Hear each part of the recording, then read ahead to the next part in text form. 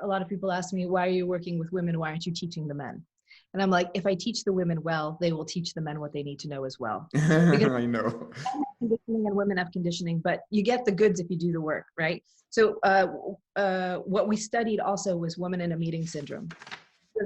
Human beings are still animals, whether we like to admit it or not.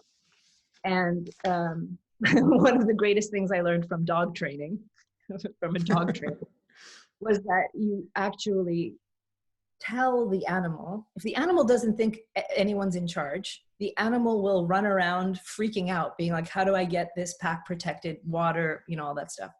And the way you tell the animal someone's in charge is with your attention. Not with words. Not with words. Not with words. Yeah. So we studied women in a meeting syndrome. And this is not the blaming of women. We're just talking about what happens and looking at one of the ways that this can be solved. A woman speaking her beautiful ideas in a meeting will have a tendency to speak it in the surrendered state, in the I state, right? So I think, and I feel that maybe this would be a good idea. You even take the qualifiers away, but she feels like an individual person. And what happens is in a BDSM session, when somebody shifts from a dominant state to a submissive state, you can see it in the body. In a meeting, you can also see it in the body. Totally.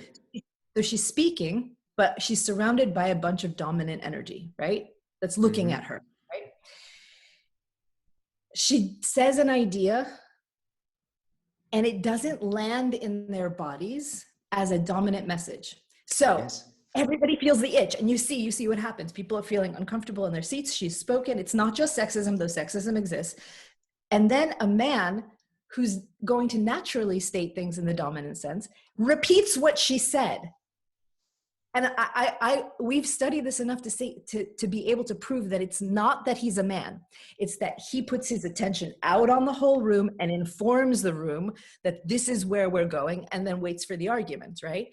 But in the moment that he puts his attention on the whole room speaking to the collective, he's assuming the dominant position. And in that moment, everybody's bodies shifts into a receptive state of listening and receiving. So even if they argue it, they receive it first and they know he had that idea.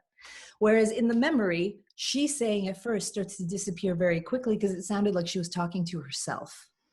So we started training women to be able to experiment with speaking to the body of the room, right? And not lots of rules about, you don't need to say, I was thinking maybe just, perhaps we could try, right? We don't even bother with that language because naturally when you're speaking out and looking at the group as they're the body collective that you're right now leading, even if you're just making a suggestion and saying, how about we take it this way?